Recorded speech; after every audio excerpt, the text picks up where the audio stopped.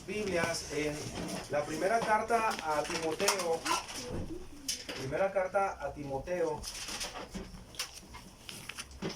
capítulo 1.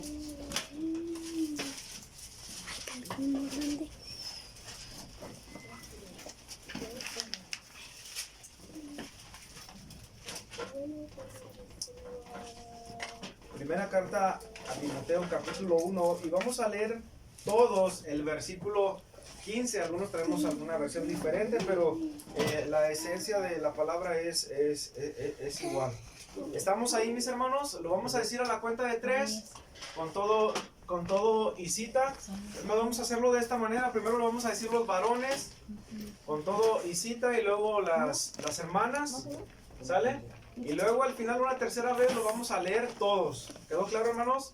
Entonces a la cuenta de 3 vamos a comenzar los varones. 1, 2, 3. Primera a Timoteo 1:15. Palabra fiel y digna de ser recibida por todos, que Cristo Jesús vino al mundo para salvar a los pecadores, de los cuales yo soy el primero. Mas por esto fue recibido. A ver, no, solo el versículo 15. Solo el 15. Ustedes, a la cuenta de 3, con todo y cita. 1, 2, 3. Primera Timoteo 1:15. Palabra fiel y digna de ser recibida por todos, que Cristo Jesús vino al mundo para salvar a los pecadores, de los cuales yo soy el primero. Ok, ahora lo decimos todos a la cuenta de 3. 1, 2, 3. Primera Timoteo 1:15. Palabra fiel y digna de ser recibida por todos, que Cristo Jesús vino al mundo para salvar a los pecadores, de los cuales yo soy el primero.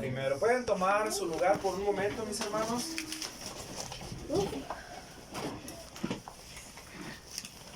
En el versículo 12 hacemos un pequeño retroceso en la misma primera carta a Timoteo, capítulo 1, pero del versículo 12 nos damos cuenta cuál es el contexto del versículo 15, del cual acabamos de leer, y es Pablo diciendo lo siguiente: y doy gracias al que me fortaleció. ¿A quién? A Cristo Jesús nuestro Señor. Escuche esto: porque me tuvo por fiel, poniéndome en él en el ministerio. Y recuerdo cuando fui ordenado al pastorado, cité este pasaje para dar gracias a Dios, ¿verdad? Este pasaje lo cité, por eso lo ubico muy bien. Dice el 13: habiendo yo sido antes que blasfemo y perseguidor e injuriador. ¿Recuerdan la biografía del apóstol Pablo? Era perseguidor de la misma iglesia. Dice: mas fui recibido a misericordia, porque lo hice por ignorancia. Y termina diciendo en incredulidad. Versículo 14: pero la gracia de nuestro Señor fue más abundante con la fe, o a través de la fe, y el amor que es en Cristo Jesús. Él está dando gracias a Dios, ¿verdad?, por haberlo colocado en el ministerio, en el servicio a Dios. Recuerda un poco lo que fue su vida pasada, y recuerda que la gracia de Dios es mayor, ¿verdad?, que su mismo pecado. Y llegamos así al versículo 15, el cual le dimos lectura, y dice: palabra fiel y qué, y digna de ser recibida por todos. Ahora, el mensaje de Pablo era diferente, ¿verdad?, a lo que él anunciaba o predicaba. ¿En qué andaba Pablo? Persigamos a los cristianos, pedía cartas para arrestarlos, ¿verdad?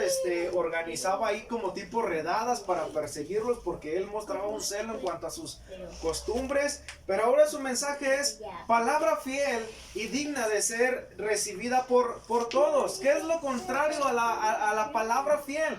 Obviamente la palabra que no es creíble, ¿verdad? Aún mismo las palabras o la palabra, aquella que en su momento les he enseñado y he dicho, aquellas palabras que son una falacia.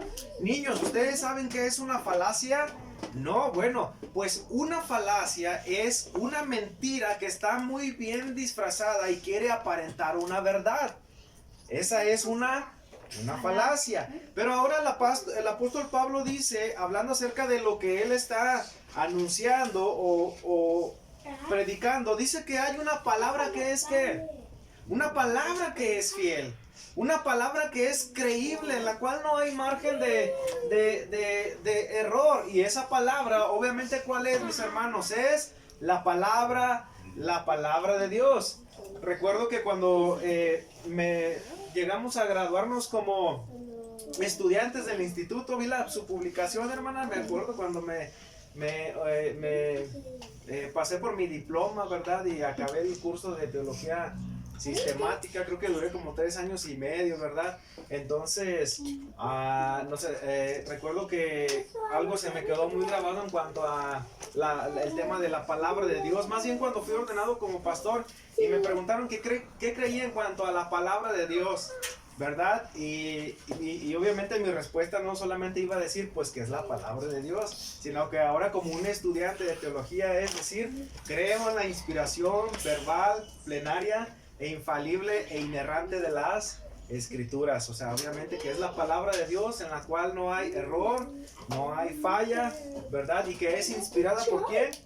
Por Dios, dando esos términos técnicos teológicos. Y es a lo que se está refiriendo el apóstol Pablo. Él dice la palabra de Dios no es como las otras palabras u otra palabra, sino que es una palabra que fiel. Y agrega el término, dice, y es digna de ser recibida ¿por quién? ¿Solamente por los académicos? No, por todos. Y puede ser un término universal, ¿verdad? Por todos. Podemos usar el término o un pasaje bíblico con el cual citó el hermano Carlos, para que todo aquel que en él cree no se pierda, mas tenga la vida eterna. Un pasaje de los que citaste de Juan, ¿verdad? Y está obviamente hablando de la palabra de Dios. ¿Y cuál es ese mensaje? ¿Verdad? Que es fiel y digno. El mensaje es el siguiente. Es que Cristo Jesús vino ¿a dónde? Aquí lo dice el pasaje, que ese mensaje que contiene la palabra o el mensaje fiel y digno es que Cristo Jesús o el Hijo de Dios, el Mesías, vino ¿a dónde? Al mundo. Vino al mundo. Y teniendo eso en mente, recuerden que la semana pasada prediqué el mensaje que tenía como título el majestuoso nacimiento de Jesús, ¿verdad? Y eso hace referencia a que Jesús al venir a este mundo vino con un propósito. Y también dije que ese pesebre quedó solo porque Jesús creció, al igual que la tumba quedó vacía, porque el propósito de Jesús no era venir y radicar en esta tierra. Y eso echa por tierra todos los argumentos que se escuchan. Uno de los argumentos que yo he escuchado es, no, pues que Jesús se casó con María Magdalena, hizo vida aquí en la tierra. No, hermano, eso no, la Biblia no dice nada de eso. Y lo curioso es que se pierde más tiempo en lo que no dice la Biblia que en lo que sí dice la Biblia con precisión. Que esa palabra fiel y digna de ser recibida por todos, el mensaje es que Cristo Jesús, ¿qué dice? Vino al mundo. Lo cierto es que vemos aquí dos principios, es de que Él vino al mundo, pero con un propósito. ¿Para qué? Ahí dice el pasaje, ¿a qué vino? Para salvar a los pecadores. De hecho, este pasaje es muy conocido como el Evangelio en un versículo. Si alguien te dice, dime el Evangelio lo más sencillo posible, tienes que aprender este pasaje, tienes que aprenderlo sí o sí. Primera a Timoteo, no de Timoteo, es primera carta a Timoteo 1:15. Palabra fiel y digna de ser recibida por todos, que Cristo Jesús vino al mundo. ¿Y a qué vino? A salvar a los pecadores. ¿Y quiénes son esos pecadores? Pablo se presenta a sí mismo y dice, de los cuales yo soy el primero, ¿verdad? Podemos decir, Pablo quiso ocupar mi lugar, porque de los pecadores yo sigo pensando que yo soy el primero. ¿Alguien piensa lo mismo que yo? ¿Verdad? Somos los primeros, mis hermanos. No hay como menos pecadores, menos medio pecadores. Una vez dijo un compañero de trabajo, hablándole acerca del Evangelio, dice, es que yo soy casi medio bueno. Y le dije, a ver otra vez, casi medio bueno. ¿Eres casi medio bueno o casi medio malo? No, eres Eres pecador, según lo dice la Escritura. Y como en una continuación del tema pasado, haciendo referencia del el majestuoso nacimiento de Cristo, sigo queriendo enfatizar el propósito por el cual vino Jesús. ¿Queda claro eso, mis hermanos? El propósito por el cual vino Jesús a encarnarse en una Virgen María, ¿verdad? A través de la obra del Espíritu Santo. Tenemos que pasar por esa interrogante. ¿A qué vino? O sea, ¿por qué sucedió todo eso? Porque dice la Biblia que en el principio era el verbo era con Dios y el verbo era Dios. Y en el 14 dice, y aquel verbo fue hecho carne y habitó entre nosotros. Entonces, el propósito por el cual Jesús vino a este mundo es porque Él vino a este mundo a salvar a los pecadores, de los cuales yo soy el primero, porque no hay otro medio u otro mediador, ¿verdad?, en el que podamos tener salvación, si no es solamente a través de Cristo Jesús, a través de Cristo Jesús. Entonces, mis hermanos, tienes que aprender este versículo. Dime el evangelio lo más sencillo que se pueda. Palabra fiel y digna de ser recibida por todos, que Cristo Jesús vino ¿a qué? Al mundo a salvar a los pecadores, de los cuales yo soy el primero. De los cuales yo soy el primero. El título del mensaje para esta mañana, como una continuación del mensaje anterior acerca de el majestuoso nacimiento de nuestro Señor Jesucristo. El título para esta mañana es, escúchenlo bien, escuchen este mensaje, este título, porque el título nos dice mucho, es el rey que nació en pesebre y murió en una cruz. Hermano, ¿de dónde saca usted esos títulos tan? Ya ni el que produce las películas en televisión, ¿cómo se llama? Guillermo del Toro trae esos títulos para esas películas. De la misma escritura, mi hermano. De la misma escritura. Palabra fiel y digna de ser recibida por todos, que Cristo Jesús vino al mundo. Y la semana pasada vimos cómo es que Dios soberanamente decidió venir a este mundo, uno igual a nosotros, pero en un nacimiento virginal. Se le conoce en teología como la singularidad del nacimiento virginal de Jesús. Entonces vino al mundo a salvar a los pecadores, de los cuales yo soy el primero. ¿Y cuál es la manera, el sello en que fuimos nosotros salvados? A través de su muerte y a través de la confirmación, ¿verdad?, que tenemos en su resurrección. Por eso el título es el rey.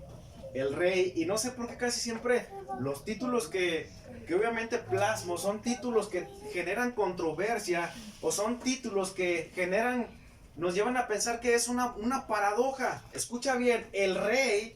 ¿Dónde nace un rey? En un palacio. Niños, ¿dónde nace un rey? En un palacio. En un palacio. A ver, niños, por acá, ¿dónde nace un rey? En un palacio. En un palacio. ¿Y qué hay en un palacio? Un rey. Un rey, pero a su alrededor, ¿cómo es la casa del rey? ¿Enriquecida? ¿Es pequeña? No. No, es grande. Es un palacio. ¿El rey duerme donde quiera? Sí. No, tiene un lugar especial, ¿verdad? Donde solamente puede dormir el rey. Y es a donde regresamos, a Mateo capítulo 2, ¿verdad? Para terminar esta segunda parte de este mensaje, teniendo en mente lo que ya aprendimos la semana pasada. Mateo capítulo 2, es necesario pasar otra vez por estos pasajes. Tengo otra pregunta para ustedes, niños, y aún para nosotros mismos.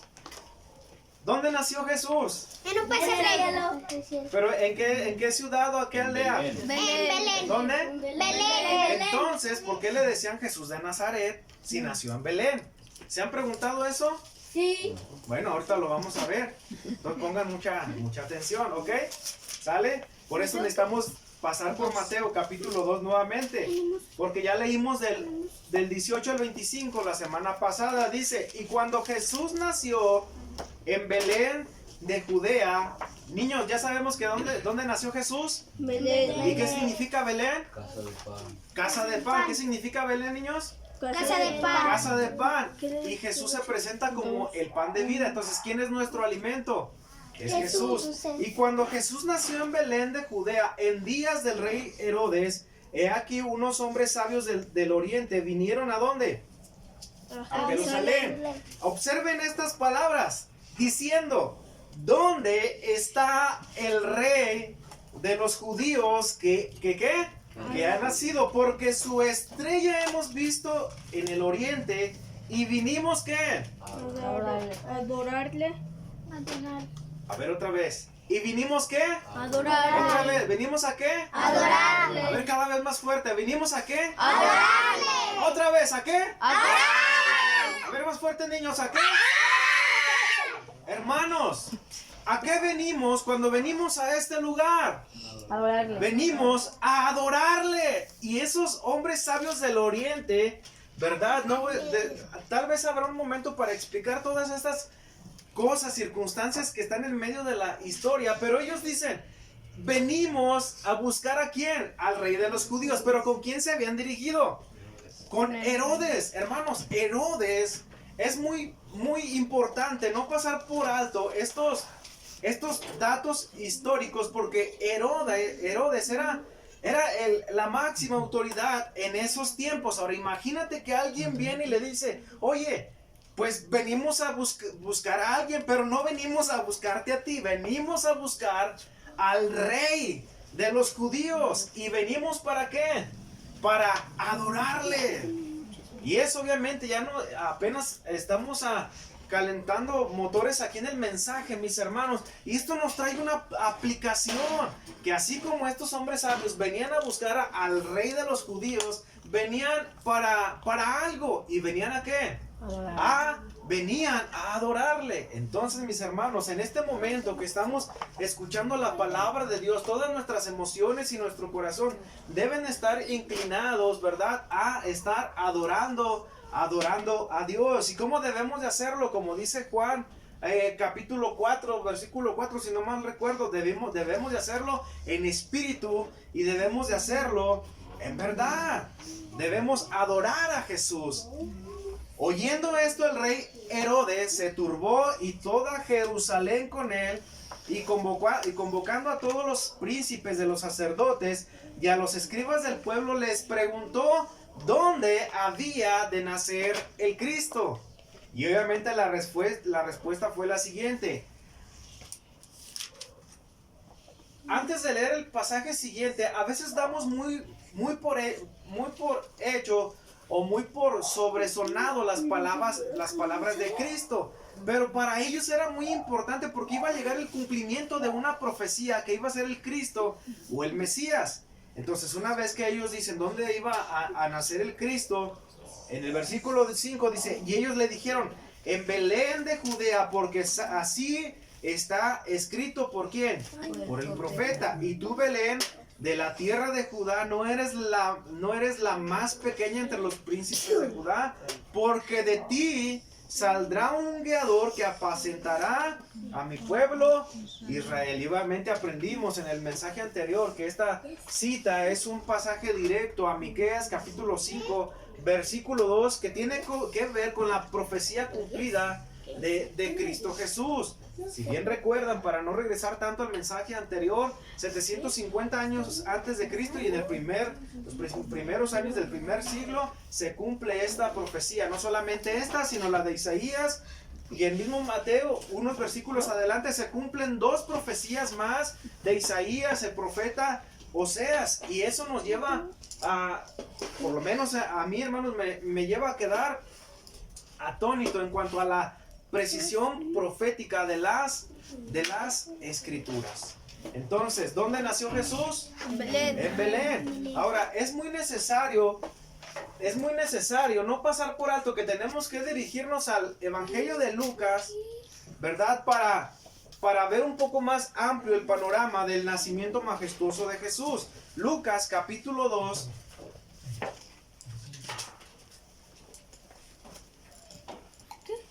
Lucas 2.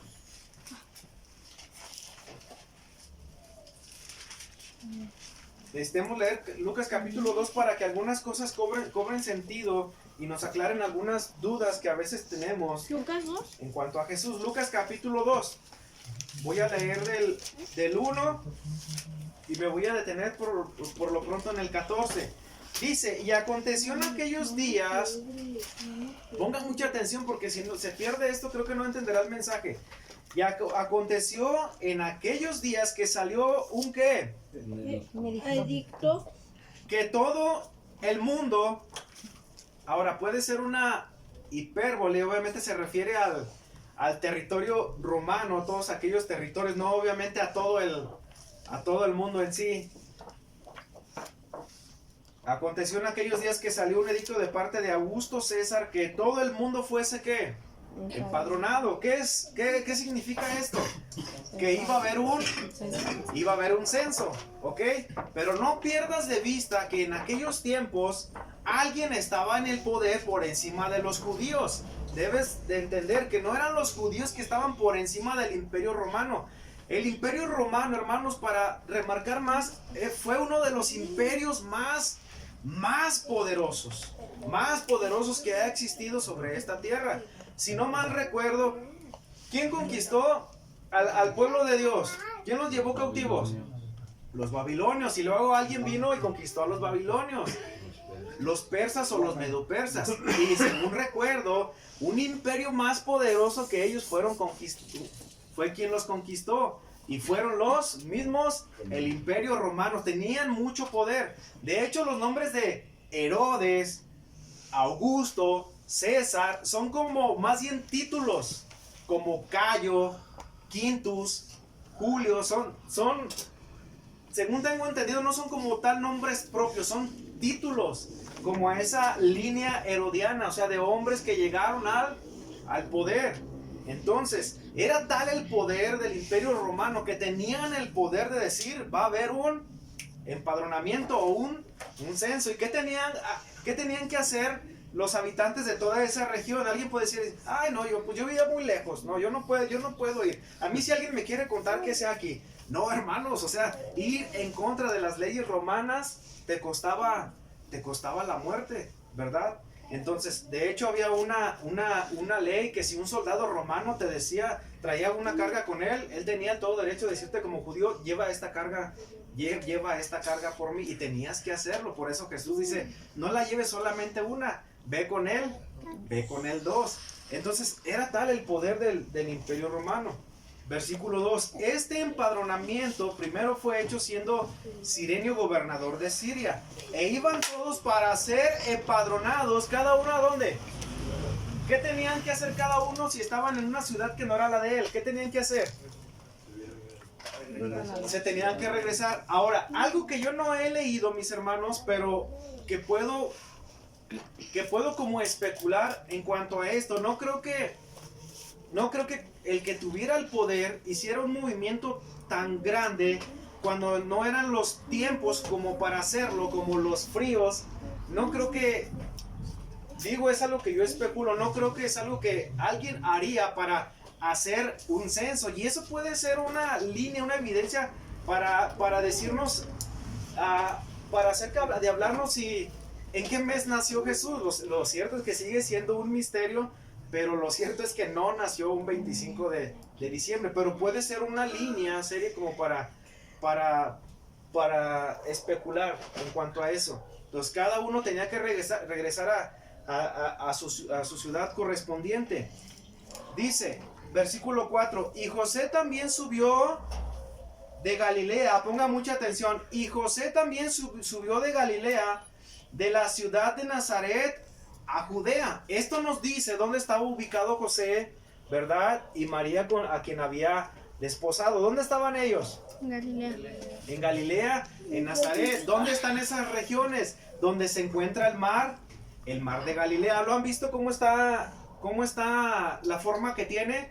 De hecho, otro nombre para Galilea es Genezaret, porque dice que tiene como la forma de un arpa. Usted puede verlo allí en unos mapas. Entonces, ubíquense dónde estaban ellos. Pero como se iba a hacer ese censo y había salido este edicto obviamente por el poder romano, ¿qué tenían que hacer todos al igual que ellos? ¿Qué tenían que hacer? Ir. Ahora otro detalle que estamos perdiendo de vista es que María estaba en días de dar a luz. ¿Te habías puesto a pensar en esos detalles, mis hermanos? Y antes no andaban en camión, no andaban en Uber, no andaban como nosotros, o sea, los recorridos eran en algún animal o a pie. Pero ¿quién tenía todo bajo control, mis hermanos, dentro de todo esto que se está narrando? Dios. Nuestro soberano Dios. Entonces, dice el versículo 4 a la mitad, a la ciudad de David, ¿estás ahí conmigo? Sí. ¿Sí están conmigo ahí? Sí. ¿Cuál era la ciudad de David? Belén. Eso nos dice que no solamente ahí iban a ser Jesús en Belén de Judea, en Belén Efrata, sino que también ahí era la casa o donde había nacido ¿quién? David. Y estaba recordando que hay unos pasajes en el Nuevo Testamento donde algunos de los maestros de la ley decían, bueno, y de Belén ha de salir algún profeta, y habían olvidado que Belén había sido la casa de David, y es ahí donde iban a ser Jesús, a donde tenían que regresar José y su esposa María. Dice, vuelvo a leer desde la mitad, a la ciudad de David que se llama Belén, por cuanto era de la casa y de la ¿qué? Y de la familia de David. Esto es muy importante aprenderlo. Para ser empadronado con María su esposa, desposada con él, la cual estaba a punto de dar a luz. Y obviamente, ¿quién se pone a pensar que de Galilea tenían que recorrer una distancia de kilómetros para llegar al censo? Pero era tal el poder del Imperio Romano que tenían que hacerlo. O sea, él no dijo, por las que están embarazadas, no, por esta vez aquí se queda. No, el poder de Roma era tal que se tenía que hacer. Y aconteció que estando ellos allí, ¿dónde? En Belén, se cumplieron los días de su alumbramiento. Versículo 7, mis hermanos, y dio a luz a su hijo primogénito y lo envolvió en pañales, lea conmigo, y le acostó en un pesebre porque no había lugar para ellos en el mesón. Imagínate la revuelta, en el lenguaje coloquial como usamos, imagínate la trifulca, hermanos, de unos yendo para allá, unos a Belén, otros a Samaria, otros a su lugar, a Jerusalén. Imagínate el caos, ¿verdad? Que se hacía de tal manera que al llegar a su ciudad no encontraron lugar para ellos en el mesón, como más adelante dice. Y dice que dio a luz a su hijo primogénito, lo envolvió en pañales y lo acostó en un pesebre, porque no había lugar para ellos en el mesón. Ahora, la semana pasada pues se celebra la Navidad, Jesús en el pesebre, y pues tráiganse todo lo que se ocupa la Navidad. Y alguna vez nos hemos preguntado, niños, ¿ustedes saben qué es un pesebre? ¿Qué es un pesebre, Jaciel? Donde le dan de comer a los Como no animales. había lugar para ellos, ni en su propia ciudad, se tuvieron que quedar como una especie de establo, ¿verdad? Y en el momento que María da a luz, como no había donde recostar a su hijo Jesús, ¿dónde fue que lo recostó? En un pesebre. Un pesebre es un cajón donde se le sirve la comida a los animalitos que están dentro de un establo. ¿Alguien se ha metido algo parecido a un establo? ¿A qué huele un establo, mis hermanos? A trigo. ¿No? Al excremento. ¿A qué huele? Excremento. A estiércol, ¿verdad? Y ahora, hermanos, como la vez pasada, cada vez le digo, Señor, dame gracia para predicar estos mensajes, porque estos mensajes, al igual que toda su palabra, necesitan ser predicados con mucha gracia de parte de Dios. ¿Por qué? Porque alguien recuerda el título del mensaje, el rey que nació ¿dónde? En un pesebre. Y eso empieza a disparar muchas interrogantes para nosotros. ¿Quién era Jesús o quién es Jesús? Dios. Jesús es el Hijo de Dios. Era el Mesías prometido. Era el que había de venir. Jesús era la sombra y figura de todo lo que está en el Antiguo Testamento. Pero Jesús es Dios, lleno de gracia y verdad. Pero por soberanía del Padre, ¿verdad? Jesús nació en un establo y fue acostado. ¿En dónde? En un pesebre. Ahora, mis hermanos, yo quiero que entiendan algo. No era un niño acostado en un pesebre. Era Jesús siendo Dios acostado en un pesebre, en donde se le daba el alimento a los animales de un establo, donde el olor no era nada agradable. De los que estamos aquí, yo sé que algunos en su mayoría, por cuestiones de aquí así somos, a veces algunos, obviamente, prontamente despreciamos algunos olores, ¿verdad? Que decimos, ay, a mí no me gusta esto, ay, a mí no me aquello. Ahora imagínate estar en un establo, ¿verdad? Ahora imagínate lo que estamos leyendo, no la historia de un niño en un pesebre, es el Hijo de Dios decidiendo soberanamente nacer en un pesebre. Y eso para mí tiene muchas interrogantes. ¿Por qué no nació en Jerusalén? ¿Dónde se adoraba a Dios? En Jerusalén. ¿Dónde estaba el corazón del profeta Daniel? ¿Hacia dónde quería regresar? A Jerusalén. Cuando él oraba, ¿hacia qué dirección oraba? A Jerusalén. ¿Qué era lo más preciado para un judío? Jerusalén. ¿Por qué no nació en Jerusalén? Obviamente, proféticamente, iban a ser uno de la raíz de David, y todo tenía que ver que tenía que nacer en Belén. Pero ¿por qué no en Jerusalén? ¿Por qué en una ciudad un poco más majestuosa? Ahora pregúntate algo. No un niño sobre el pesebre, es Dios naciendo en un pesebre. Ahora pregúntate, ¿por qué no nació en Roma? O sea, me refiero como en el territorio más estimado. Ahora pregúntate, ¿por qué no nació dentro de la familia como un romano? ¿Cómo hubiera nacido? Con todo el glamour, con todo el poder, con todo lo majestuoso en cuanto a ornamenta. ¿Por qué no nació así? ¿Por qué en un pesebre? ¿Por qué de esa manera, que podemos decir, por qué de esa manera tan humillante, siendo Dios? ¿Por qué? Preguntémonos eso, mis hermanos. ¿Por qué en un pesebre, si siendo Dios pudo haber nacido en una cuna de oro? ¿No lo crees así, mis hermanos? ¿Por qué no fue así? Es porque soberanamente Dios decidió que así sucediera. Porque el propósito de Dios era el propósito que describe la primera carta a Timoteo, capítulo 1, versículos 15. Palabra fiel y digna de ser recibida por todos, que Cristo Jesús vino al mundo, ¿a qué? Y el hecho de ya venir a este mundo, mis hermanos, era una humillación para Él. Y el nacer en un pesebre era una misma forma de humillarse a sí mismo. Filipenses capítulo 2, versículo 5, sin perder estos pasajes.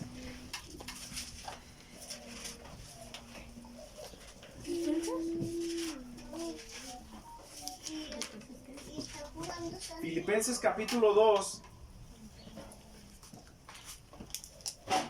versículo 5. ¿Están conmigo? Dice: haya pues en vosotros este sentir que hubo también en Cristo Jesús. Podemos describirlo como el sentir del pesebre, el cual siendo en forma de ¿quién? Nos queda claro que no era un niño, obviamente, o sí era un niño, pero era más que un niño naciendo en un pesebre.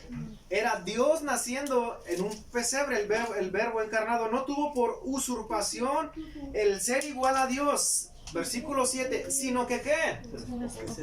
Sino que se despojó a sí mismo. ¿De qué se despojó, hermanos? ¿De qué se despojó Cristo? De estar en su trono de gloria, de estar recibiendo la alabanza de los ángeles, ¿verdad? Estando en esa esfera donde habita Dios, tomando forma de ¿qué?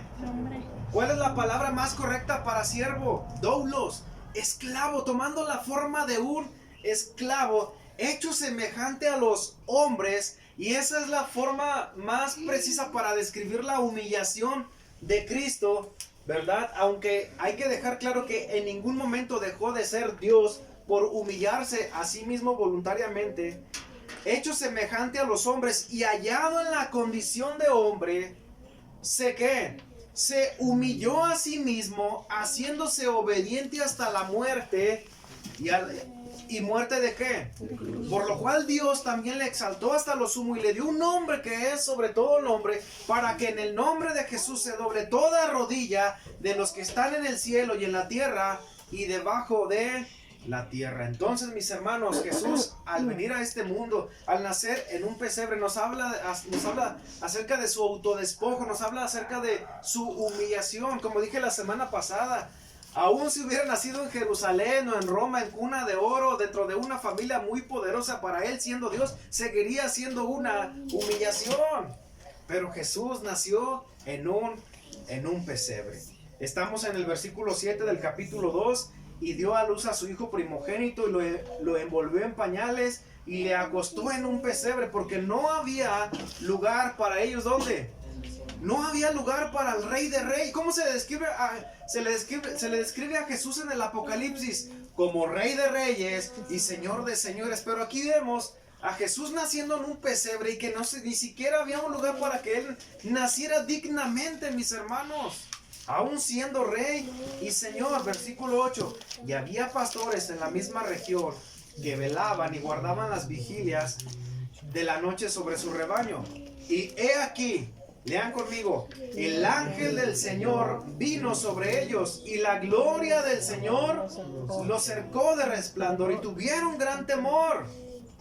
Mas el ángel les dijo: no temas, porque aquí os doy nuevas de gran gozo que será para todo el pueblo, que os ha nacido hoy en la ciudad de David, ¿qué? Un Salvador, que es Cristo el Señor. Y esto os será por señal: hallaréis al niño envuelto en pañales, acostado en un ¿qué? ¿Quién había decidido soberanamente que fuera así? Padre. Dios, mis hermanos. Ahora, ¿a quién se le aparece el ángel? A unos pastores que andaban por la región.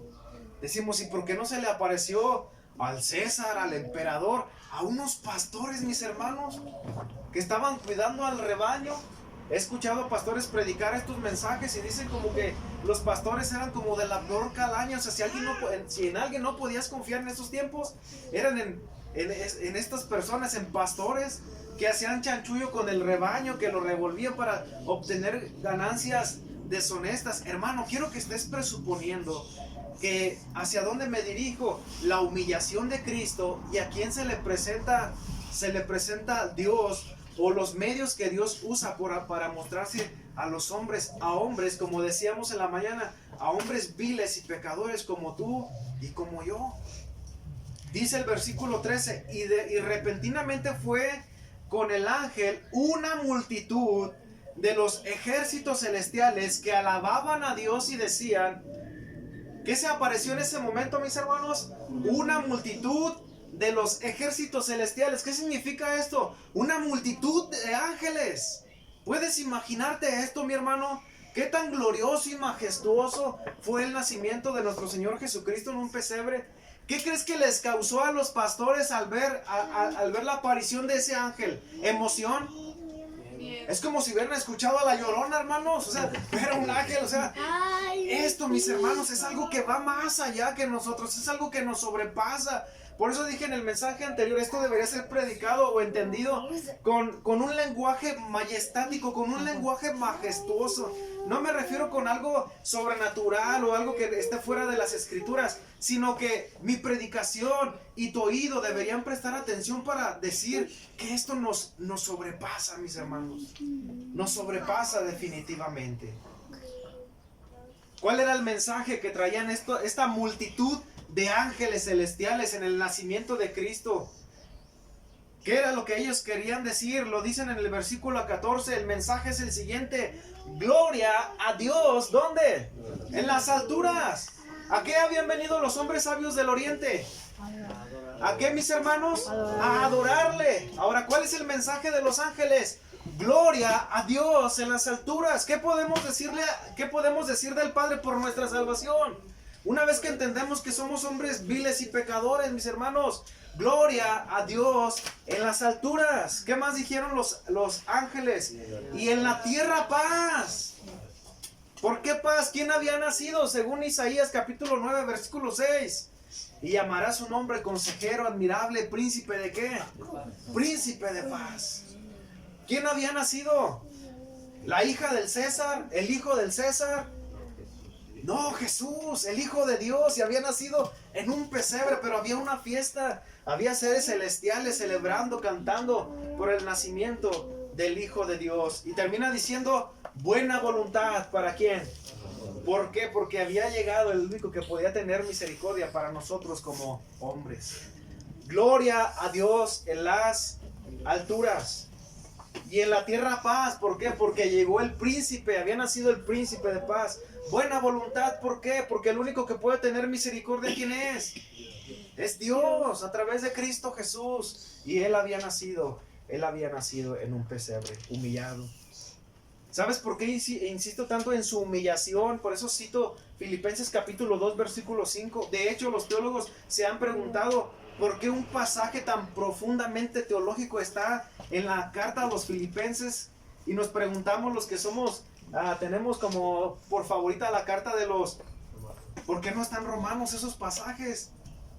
Y hablan acerca del autodesposo, de la kenosis, del autodespojo de Cristo, y que tomó forma de siervo, de un esclavo, y se humilló a sí mismo. O sea, eso es tan profundo que nos sobrepasa. No siendo alguien parecido a Dios, siendo igual a Dios. Dame un pasaje donde me diga que Jesús es igual que Dios. Filipenses capítulo 2, versículo 5. Siendo igual a Dios. Siendo igual a Dios. ¿Por qué insisto tanto en su humillación? Al octavo día, según la costumbre judía, cuando fue llevado a ser circuncidado, se ofreció la ofrenda según la ley ceremonial, la mínima ofrenda que alguien muy humildemente podía dar. Una paloma. Dilo, hermano, ¿para qué? Una paloma. Una paloma. Era lo mínimo que podías dar como ofrenda. En el ministerio de Jesús, cuando alguien le quería seguir, Señor, yo te quiero seguir, le dicen, mira, ¿me quieres seguir? Las zorras tienen guarida, ¿verdad que sí? Pero el Hijo de Dios no tiene ni siquiera dónde recostar su cabeza. Ni siquiera dónde recostar su cabeza. Y eso nos habla acerca de la humillación misma de Cristo. Pero el mensaje que traían los ángeles es gloria a Dios en las alturas. Al comprender y entender estos mensajes, mis hermanos, al final de la predicación, las palabras no deben de ser las siguientes: qué buena predicación del pastor, qué buen pastor tenemos. No, es qué gran Dios tenemos.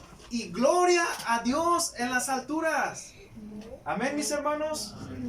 Cada vez que nos reunimos aquí no venimos para adular o endulzar nuestro oído unos a otros, aunque debemos animarnos unos a otros. Pero cuando estamos aquí, venimos a adorar al Rey.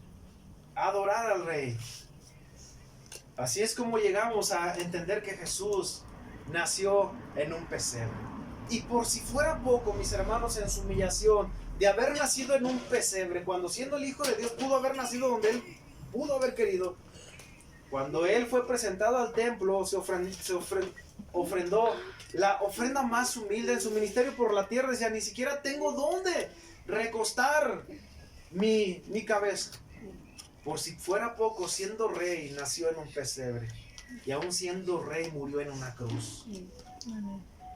No, sí, pues ¿y quién no sabe que Jesús murió en una cruz? Sí, pero pocos saben que esa muerte era para lo más vil de la sociedad, era para lo más reprochable de la sociedad. Para ellos era la cruz.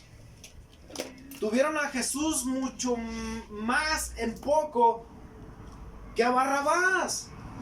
Cuando dijeron, ¿a quién les damos? ¿A Jesús? ¿O al asesino, matón, violador, Barrabás? No, que sea Jesús. O sea, ¿te imaginas hasta dónde tuvieron la reputación de Jesús? ¿Hasta dónde se humilló? Hermanos, ayer estaba concluyendo el mensaje del sermón y yo dije, ¿por qué te humillaste tantos, hermanos? Fue por amor a ti, por amor a mí. Hermanos, ayer ya nomás solté la pluma y dije, conclusión, y escribí aquí, Señor, es que no soy digno de tu amor. O sea, ¿por qué decidiste venir a morir en un pesebre? y a morir en una cruz como el peor de los malhechores. ¿Qué pongo como conclusión? Pues que no soy digno de tu amor, que no soy digno de tu misericordia, que no soy digno de tu favor, que no soy digno de la salvación, que no soy digno de nada de lo que tú me has dado, que no soy nada de lo que disfruto gracias a tu salvación. No soy digno de ti, mi Dios. Esa sería la manera que podemos concluir, mis hermanos. Y la manera que podemos entender el mensaje. Al final de mi reflexión, puse lo siguiente: no tenías que haber nacido en un pesebre.